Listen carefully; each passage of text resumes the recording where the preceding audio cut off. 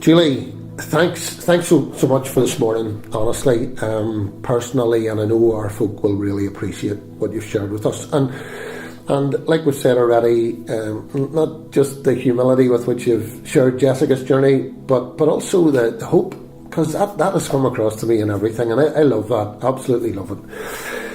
But I'm going to push that a wee bit more, because I'm looking at it probably from my perspective, trying to wonder how do I work with this, how would I deal with this, and I can't imagine but that there would have been some dark days, some difficult times. Were there dark days? Are there still difficult days? Probably, yes. In many ways, yes. There have been dark days. And one of the darkest days that I remember was about 3 days after Jessica was born. She was in the neonatal unit, and her heart had been a concern. And the cardiology team arrived from the Royal, and they did their tests, and she was away for quite some time. And the consultant, Brian Craig, took us into the room, and he said, "Look, I'm sorry to tell you this, but Jessica has a massive hole in her heart on the left side. Nothing to do with Apert syndrome." I was going to say nothing to do with Apert syndrome. No, this was just another thing. And he said she is going to need open heart surgery before she's 3 months old here. You guys are going to have to learn infant CPR before you take her out of here, because there's a very high chance of cardiac arrest. And I remember at that point saying, God, I know, like, you've assured us that these plans are good and they're to prosper us and not to harm us, but did you really need to hit me with this, Mommy? Like, this has nothing to do with this. We've it's beyond, thing altogether. But it was another thing. So anyhow, the weeks passed, and our own church, Ballyloughlin, really, as I've said to you before, previously, we were not Christians, we were not church attenders, but those people really loved us in those days. They showed me what the love of Jesus was, because it didn't matter that we weren't Christians, it didn't matter what our faith position was at that stage. Brilliant. They loved us, and those guys and many others prayed about this, because basically that was the only place we had to go with this one. And anyway, we got called for Jessica's pre-op assessment and took her up to Antrim, and she was taken away from us for quite some time. And Brian Craig opened the door and he says, "Mum, Dad, come in." And he had this real stoic look on his face. It just wasn't.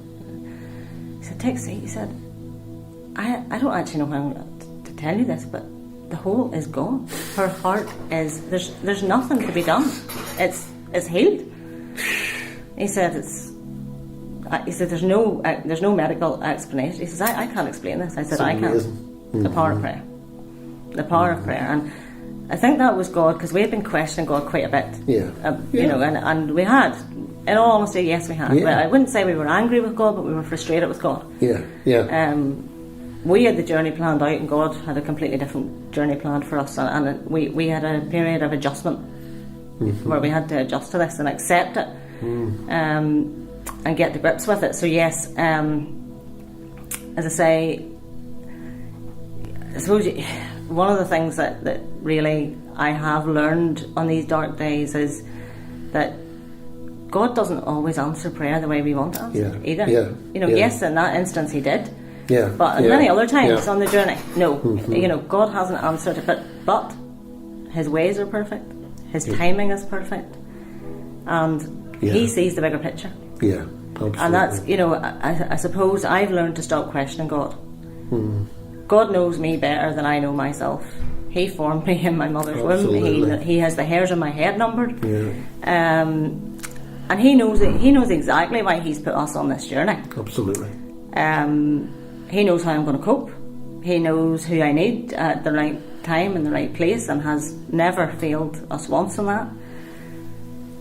But the hope that I have in this, yes, there were difficult days when we were angry, and there are still days when we say, God, absolutely, of course, But I suppose the one thing that I hold to is that, the sufferings of this world are nothing in comparison to the glory that lies ahead in heaven for us. And one day there will be no more Apert syndrome.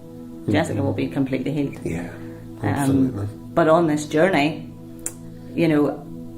I think I suppose on this journey, what I'm saying here is that God has to take you through the fire sometimes. Yeah.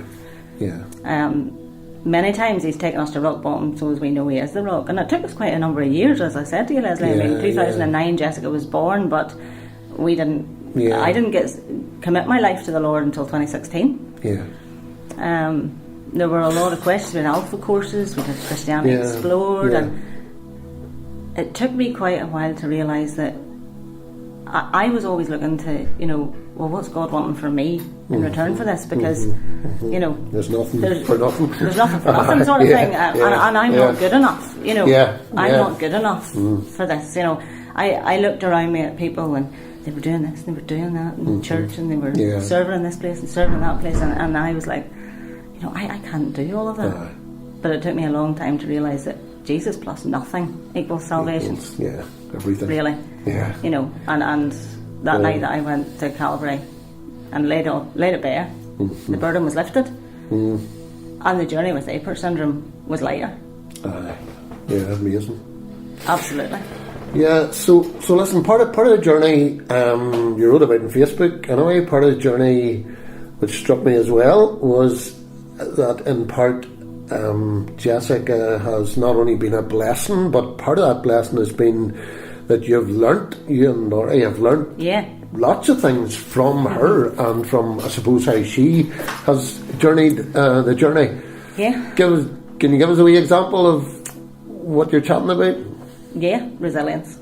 Yeah. She has taught us what resilience really is. That child, she goes down to theatre, she comes back from theatre, and even on this surgery, she said to me, quite openly the other day, she said to me, "Now, Mum, you make sure you have my shorts and t-shirt, probably our Ballymena United kit actually, ready for when I go back to theatre, because I'll not be lying in that gown." And she, in her head, this is not a case of, this is awful and I'm going to be ill. And her mindset is, you get up and you get on with it. And you accept it. Jessica looks for the positive in everything. Brilliant. Everything. You couldn't knock her down. Yeah. But yet, Julie, there must be, presumably, the like of school and education and stuff, if there's so much surgery in the journey, that has suffered to some degree. And, well, in my own professional role, I suppose, what I have learned is that there is a place in this world for every child in education. There's a place and a plan for them, and education isn't always part of that. It's important. But my whole professional outlook has changed as well. Jessica has missed a lot of school, but in her Christmas exam she was above average in every subject. Was it above the class average? And that to me speaks volumes about the professionals in her school who really put their heart and soul into Jessica. I mean, she's just started in Slemish College, and the provision there has been outstanding, and how she has been accepted and loved, and even some of the comments on Jessica's journey already from people who work in school. I don't know them, I've never met them, but she has touched their lives in many ways, and that's. And she brings the resilience to that as well, I suppose, that aspect of her life as well. You got to be resilient when you're a Ballymena United fan. I'm only learning that. Absolutely. But I'm only learning that. I mean, could be worse. You could be a Coleraine fan. Just throw that in there. Well, that's a wash your mouth out. Leslie, wash your mouth out. Sore point. And the grace with which she carries it. The grace. She never looks for special sort of provision or. She goes to football, she goes to GB, she goes to youth club, Ballymena United. She's never looking for, you need to do this because no. She will find ways around things. She's part of the Ballymena United Ladies Youth Academy set up, and you just watch her there. And for a child that on day one we were told she would probably never walk or talk. Brilliant, absolutely brilliant. You look at it and the physio and all of the things that she went through, the years of that we went through and still go through. She puts her heart and soul into everything, and I think that's where you have to look at this and say, sometimes when we complain, Leslie, we're all listen, 100%. We complain of the difficulties, and I just have to look at Jessica and go, why is that? 100%. On the Facebook post you said, from day one we vowed that Jessica's condition would not define her. Yeah. Was there a sense in which, Julie, you feared that it might? Yes, very much. And what was your thinking around that? What do you mean? Well, initially, in those initial weeks, we were being called to hospital appointments between Antrim Hospital, Royal Hospital, City Hospital. And every time we arrived at these appointments, somebody poked their head out the door and said, "Got a few students in the room, do you mind?" I was like, no, green as the grass. And then after about the third time, when we had walked into the room and the consultant would have introduced and said, "This is the APERT child." And the third time that happened, I remember it distinctly. I don't know where I got the strength from that day. I said, "Stop, excuse me. My child has a name, and she's called Jessica, and she has feelings." And good for you. And after that, I then you start to sort of mull it over in your head, and I realised that actually a lot of these appointments were very unnecessary, Right. but they were a training exercise.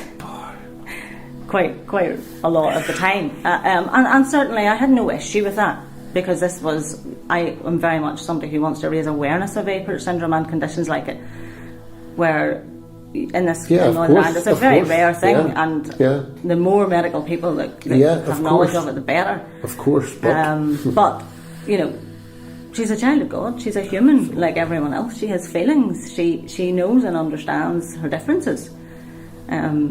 So yeah, even from that, I didn't want to say, "Oh, that's the wee girl with APERT syndrome." Mm-hmm. That's Jessica. She may have APERT syndrome, but look at her ability, not her disability. Yeah, and listen, folks. What a lesson for us. May God give us grace. To remember that if somebody is different from us, this is not the child with APERT syndrome. This is Jessica, made, as Johnny prayed in worship, and as her mum has said already here, made in the beautiful image of God, fearfully and wonderfully. So what a lesson for us. What a lesson for us. Absolutely. So listen, I'm going to quote again from what you wrote. I hope you did write this now. It's not just somebody made it up on Facebook. So chatting about the Facebook post, it looked to me, and it read to me, Julie, like, here's somebody who has posted this post, Jessica's journey, essentially, I suppose, to raise awareness, like you've touched on already. Secondly, maybe to encourage people to pray, because it's a massive journey, life-changing surgery, to encourage people to pray. And thirdly, because in your words, the world we live in doesn't do different very well. And I suppose that just maybe, Jessica's journey might change that for even one person. Julie, how can I do better? I suppose, as I've just said, Leslie, see people's abilities and not their disabilities. Yeah. The world would be a much better place if we all adopted that view, that we're looking at the abilities of people. They may not be as fast on the football field, they may not be as able in the academic world, but they have a place in this world, and they are here for a reason. God makes no mistakes. Yeah, absolutely. And I think we have to be mindful of that each and every person walking this earth with a disability of whatever severity or whatever kind are here for a reason. Yeah. Mm-hmm. So look for the ability in that person and not the disability. Next time you're in the supermarket and you see someone who may be different, please just don't stare at them. Yeah. Because I feel that as much as Jessica does. But instead, hello, how are you? Mm-hmm. Like you would do with any other person that you're walking by in the aisle, really. Yeah. If you have children at school and there's maybe someone in their class who has a challenge or a difficulty, don't leave them out of the party invitations just because you're worried that, I don't know if I could cope, because their mum or carer, whoever it may be, will know. Yeah. Well, that's okay, but if you don't mind, they can't eat this, or they can't do this, or keep a wee eye on them in the bouncy castle, or whatever it may be. Yeah. Rather than taking the easy option of everybody else getting the invite and that child not, because that is devastating for any family that the invites have been given out and your child's been alienated because of that. Yeah. And even if the mum says, "Look, no," at least they've been invited. Yeah, they're making that call rather than you. Or the play dates and the things that young people do, or even more so even the secondary school side of things. Yeah. Engage with those students in your class. Those if you're in secondary school level and there's someone in your year group who's different. You see them in the playground on their own. Yeah. Go and talk to them. Yeah. Because you might learn from them. You might just learn something. Exactly. And just love like Jesus. Jesus didn't go out and in the world and mix with the high and mighty. Absolutely. Jesus was with the lepers, the sinners, the robbers. If you look in the Bible, Jesus didn't ignore those people. Yeah, and even how the gospel writers are at pains, Julie, to point out details like Jesus touching the leper, which nobody would have typically dreamt of doing, and just that Jesus was moved. Indeed. He moved by that need, but wasn't put off by it or anything, Yeah, and I think that's something that I suppose even myself has my view has changed, the way that I behave has changed, if you like, because I live it every day and I know what it feels like, and that's when you have empathy with something, it's much easier. It's easy for me to sit here and say, do this or do that, but the next time you sit around, you might not just feel like sending some random stranger, but engage, make eye contact, a smile even. It can make all the difference to that person's day, because you don't know what's happened in that person's week, and just an encouraging smile or a simple hello. Absolutely. But don't stare. Yeah. Don't stare. Yeah. Listen, thank you so much. Could keep you all day, but you got to get back to Ballymena. And we really appreciate Julie sharing with us, folks. Let me just say again, in case you missed it earlier, opportunity to pray for Julie and Laurie and Jessica on this journey. We're looking for somebody to pray every day with them and for them through the journey. So if you're watching this on YouTube or on Facebook, contact our Facebook page and we'll make sure that you get a date and a day on which you are praying for Jessica, and we'll sort that out for you. If you can't do it through Facebook, contact me. Phone numbers on the church website page and stuff like that there. Don't be afraid to do that. But thank you, Julie. Thank you, Leslie. Thanks for coming. It's been a pleasure. Thank you. Thank you.